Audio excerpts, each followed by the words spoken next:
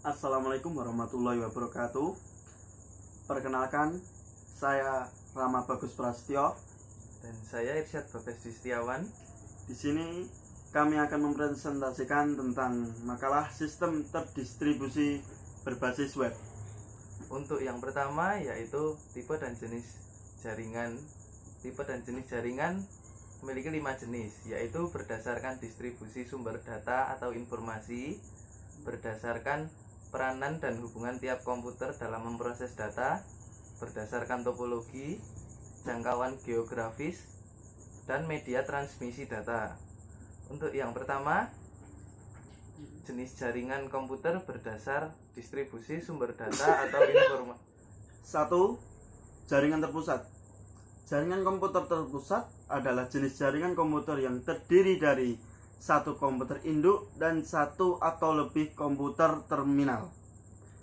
Komputer induk berfungsi sebagai sumber data yang dibutuhkan oleh komputer terminal.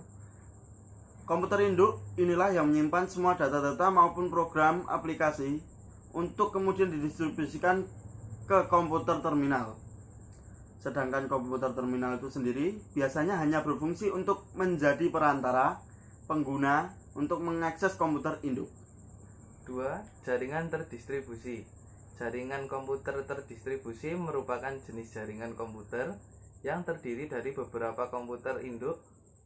Berbeda dengan jaringan terpusat, pada jaringan terdistribusi, semua host yang terhubung pada jaringan ini bisa berperan sebagai komputer induk, sebagaimana peran komputer induk dalam jaringan terpusat. Artinya, distribusi data yang terjadi pada jaringan komputer jenis ini tidak hanya dari satu komputer induk atau server. Untuk jenis yang kedua, jenis jaringan komputer berdasarkan peranan dan hubungan tiap komputer dalam memproses data. 1. Jaringan client server. Jaringan ini terdiri dari satu atau lebih komputer yang bertindak sebagai server dan beberapa komputer yang berperan sebagai klien.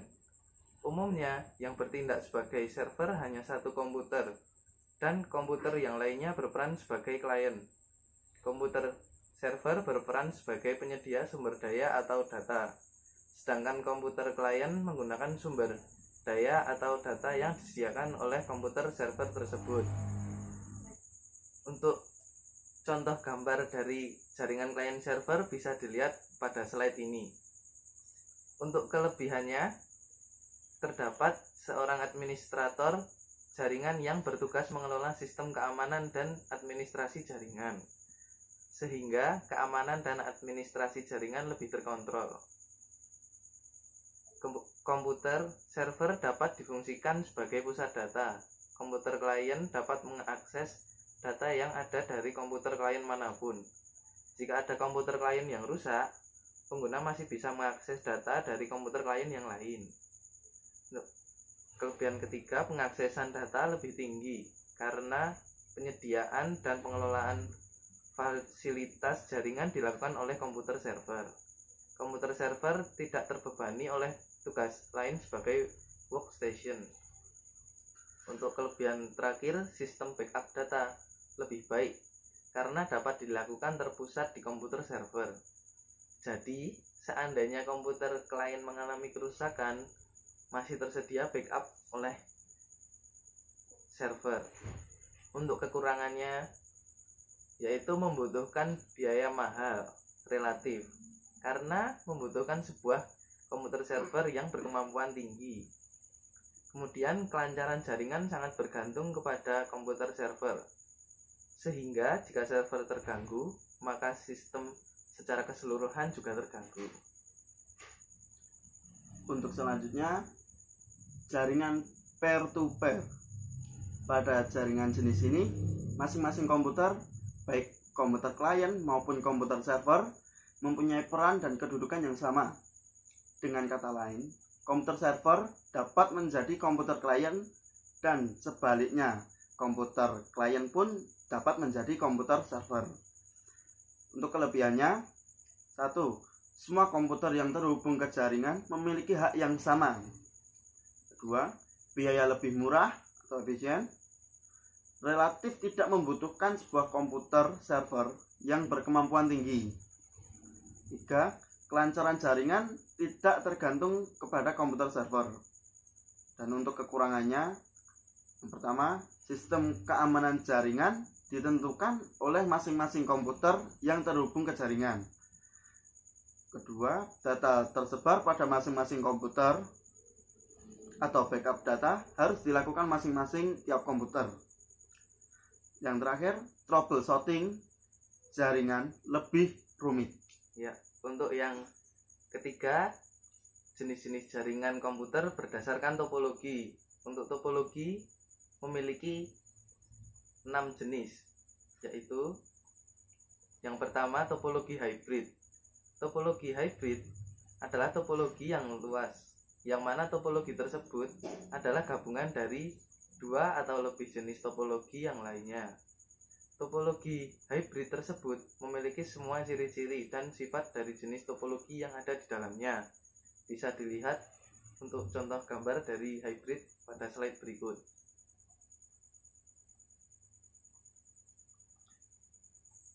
Topologi selanjutnya adalah topologi jaringan ring.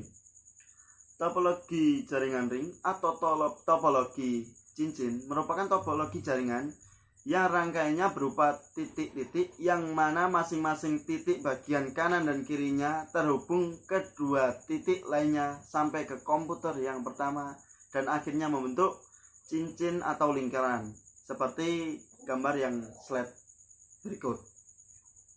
Kemudian topologi star. Topologi star merupakan bentuk jaringan yang mana terdapat satu penghubung, hub atau switch sebagai pusat dan setiap komputer terhubung ke penghubung tersebut. Hub dan switch ini posisinya ada di sentral, ada di tengah, dan berfungsi untuk menghubungkan satu komputer ke setiap komputer yang terhubung, dan juga menghubungkan komputer ke file server. Topologi selanjutnya, topologi mesh. Topologi mesh atau mudahnya dinamai topologi jala adalah bentuk topologi jaringan yang mana semua workstation bisa terhubung satu sama lain secara acak atau tidak teratur.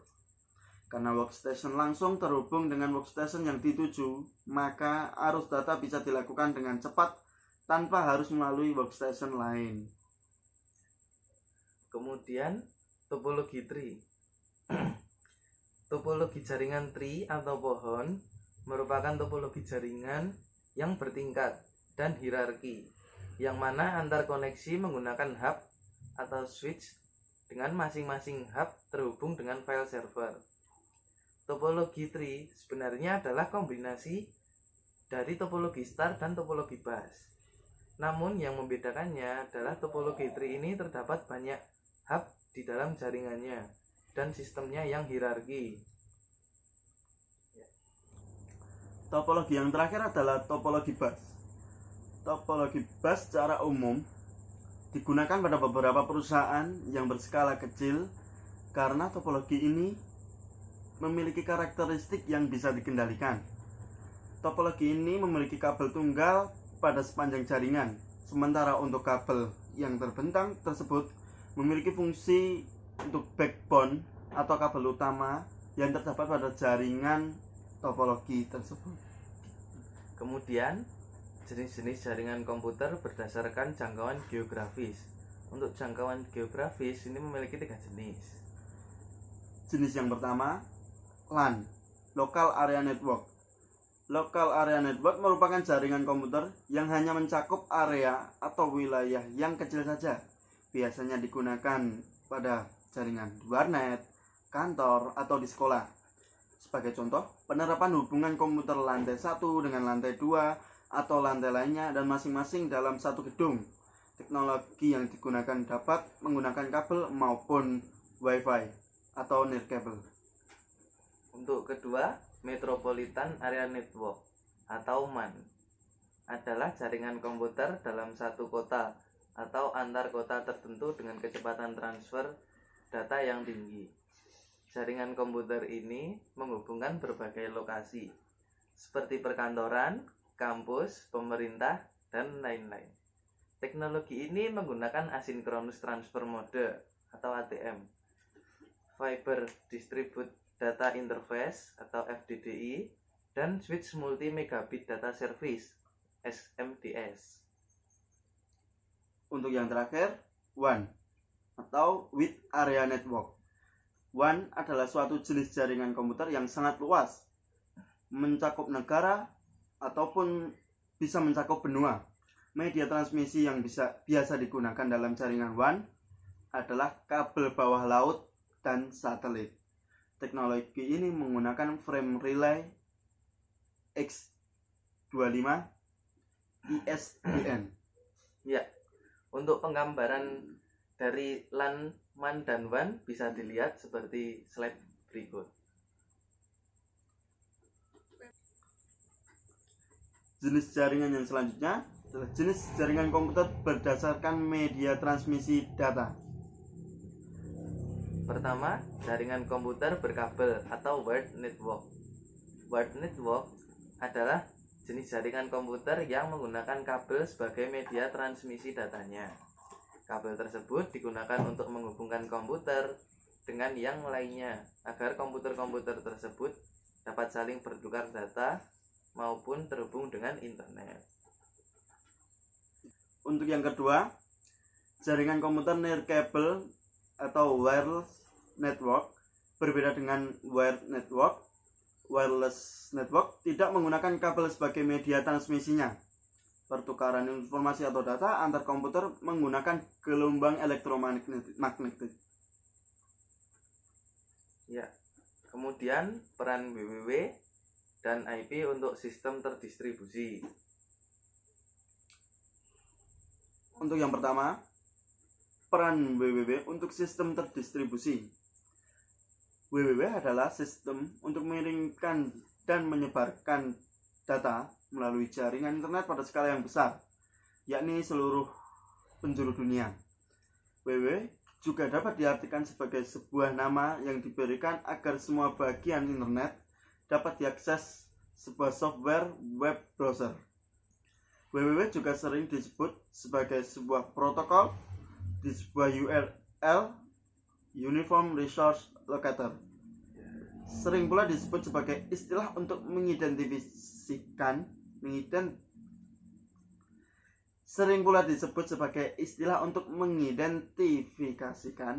sebuah media jaringan internet. Secara umum, terdapat 4 layanan dan manfaat World Wide Web, diantaranya yaitu webmail server, search engine, web hosting, dan portal. Untuk webmail service,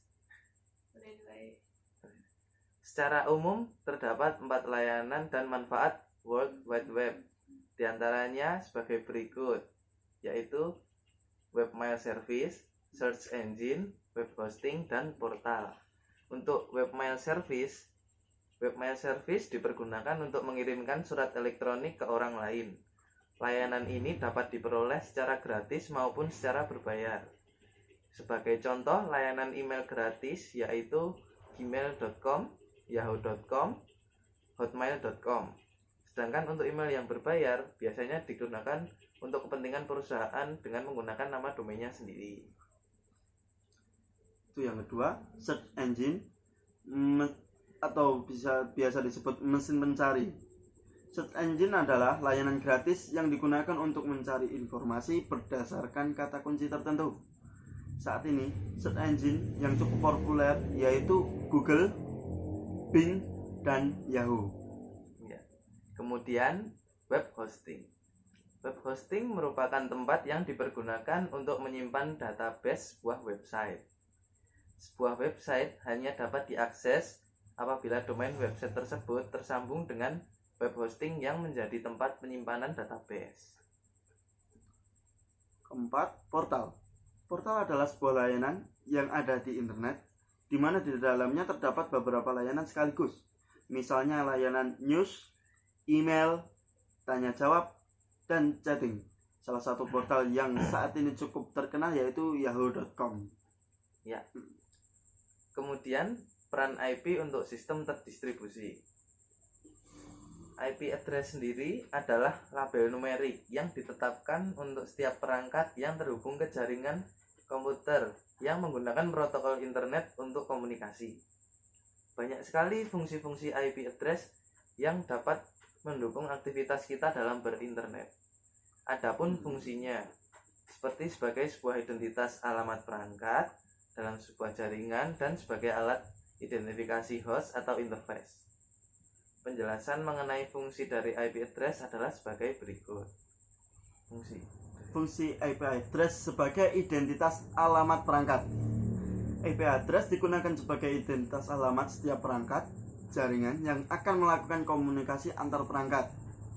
Fungsi ini sangat berguna bagi perangkat komputer dalam hal mengakses internet. Jika pengguna ingin mengetahui alamat perangkat yang digunakan, pengguna bisa melihatnya di pengaturan jaringan atau menuliskan web my IP di web browser. Untuk yang kedua, IP address sebagai alat identifikasi interface atau host. Perangkat komputer yang digunakan dalam sebuah jaringan disebut sebagai host. Pengguna IP address harus berbeda pada setiap host atau perangkat.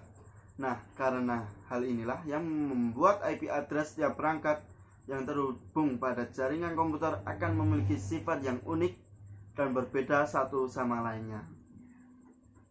Kemudian, proses sistem terdistribusi dari file service, name service, share data, dan transaction. Yang pertama adalah file service. File sistem terdistribusi atau distributed file system adalah file system yang mendukung sharing files, dan resource dalam bentuk penyimpanan persisten di sebuah network. File service ini adalah suatu perincian atau pelayanan dari file system yang ditawarkan pada komputer klien. File ini sendiri berisi nama, data, dan atribut file seperti kepemilikan file, ukuran file, waktu pembuatan file, dan hak akses file. File system merupakan mekanisme penyimpanan online serta untuk akses baik data maupun program yang berada dalam sistem operasi. Secara ideal, DFS terlihat sebagai bentuk file system terpusat. Faktor keseragaman atau multiplicity dan penyebaran server terhadap perangkat penyimpanan tidak terlihat oleh user. Oleh karena itu, interface klien yang digunakan program tidak akan membedakan antara file lokal dan remote. Semuanya tergantung dari implementator DFS untuk mengalokasikan file-file dan menyusun transportasi data. Kelebihan lain dari DFS adalah peningkatan performa. Yang menjadi tolak ukur pengukuran performa DFS adalah waktu yang dibutuhkan untuk merespon request layanan. Name service. Name service pada sistem terdistribusi adalah layanan penamaan yang berfungsi untuk menyimpan naming context, yakni kumpulan binding nama dengan objek. Tugasnya untuk meresolve nama. Dalam sistem terdistribusi, nama digunakan untuk menunjuk ke suatu sesumber yang beragam dan tersebar seperti layanan, service, file, dan remote object. Pengaksesan resource pada sistem terdistribusi memerlukan nama resource untuk pemanggilan, alamat untuk lokasi resource, pemetaan antara nama dan alamat. Untuk kebutuhan terhadap service adalah penamaan unik yang standar, scalability, konsistensi, performance, dan availability, kemudahan menyesuaikan terhadap perubahan perlindungan kegagalan. Jenis name service adalah pure name, nama yang tidak perlu diterjemahkan karena pada nama tersebut sudah menunjuk alamat objek langsung. Untuk contohnya IP. Untuk non pure name, dalam nama mengandung suatu informasi, atribut misalnya tentang suatu objek. Untuk contohnya yaitu URL, alamat email, x500 directory service, dan IOR interoperability object reference. Untuk selanjutnya adalah share data. Sharing adalah suatu fasilitas yang digunakan untuk membagi suatu file, perangkat, dan koneksi internet untuk digunakan secara bersama-sama dengan tujuan untuk menghemat biaya dan perangkat. Sharing resource bertujuan agar seluruh program, peralatan, atau peripheral lainnya dapat dimanfaatkan oleh setiap orang yang ada pada jaringan komputer tanpa terpengaruh oleh lokasi maupun pengaruh dari pemakai. Kemudian transaction. Data transaction adalah transaksi pengiriman atau send request ke sebuah server host dengan alamat IP atau IP address dengan format protokol. Server host tersebut dengan harapan server host melakukan apa yang pengiriman inginkan. Sebagai contoh, server host A atau klien mengirim sebuah data kepada server host B. Pengirim menginginkan sebuah data X agar diproses oleh server host B, lalu memberikan informasi tersebut kepada pengirim atau server host A. Pada contoh ini, tentu pengirim harus tahu kemana akan dikirim. Jadi dibutuhkan IP address. Pengirim data dengan TCP/IP adalah baik, karena dengan konsep protokol TCP/IP, data yang kita kirim pasti sampai pada tujuan yang tepat, kecuali memakai protokol UDP alias broadcast. Untuk penjelasan yang selanjutnya, keamanan dalam sistem terdistribusi. Untuk jenis-jenis keamanan dalam sistem terdistribusi, yang pertama, fungsi keamanan dalam sistem terdistribusi. Yang kedua, kriptografi. Yang ketiga dan terakhir adalah firewall. Untuk fungsi keamanan dalam sistem terdistribusi, pada sistem terdistribusi membutuhkan keamanan atau security. Fungsinya untuk melindungi dari kebocoran data atau kerahasiaan data, melindungi dari pengubahan dan interferensi integritas MIS. Data keuangan yang membutuhkan teknologi enkripsi dan informasi identitas, dan mempertahankan sistem tetap tersedia setiap saat dibutuhkan ketersediaan. Pada sistem terdistribusi, ancaman keamanannya antara lain adalah kebocoran atau leakage, yaitu pengambilan informasi oleh penerima yang tidak berhak, pengubahan atau tampering, yaitu pengubahan informasi yang tidak legal, dan perusakan atau vandalisme, yaitu gangguan operasi sistem tertentu. Misalnya, si pelaku tidak mengharap keuntungan apapun. Serangan pada sistem terdistribusi tergantung pada pengaksesan ke saluran komunikasi yang ada, atau membuat saluran baru yang menyamarkan masquerade sebagai koneksi legal. Untuk selanjutnya, kriptografi. Kriptografi adalah proses mengubah pesan sedemikian rupa sehingga maknanya disembunyikan dari musuh atau lawan yang mungkin akan menangkapnya. Kriptografi adalah ilmu penulisan rahasia yang membawa banyak teknik untuk melindungi informasi yang hadir dalam format yang tidak dapat dibaca. Hanya penerima yang ditunjuk yang dapat mengkonversi format yang tidak dapat dibaca ini menjadi format yang dapat dibaca. Kriptografi dapat pula diartikan sebagai ilmu atau seni untuk menjaga keamanan pesan pada prinsipnya. Kriptografi memiliki 4 komponen utama, yaitu yang pertama, plain text atau pesan yang dapat dibaca. Kedua, ciphertext, yaitu pesan acak yang tidak dapat dibaca. Untuk yang ketiga, key atau kunci untuk melakukan teknik. Dan yang terakhir, kriptografi algoritma, yaitu metode untuk melakukan enkripsi dan deskripsi. Kemudian, proses yang akan dibahas dalam artikel ini meliputi 2 proses, dasar pada kriptografi, yaitu satu, enkripsi dan dekripsi. Kemudian yang terakhir, firewall. Firewall adalah sistem keamanan untuk mengelola dan memantau trafik masuk dan keluar berdasarkan aturan keamanan atau security rules yang sudah ditentukan.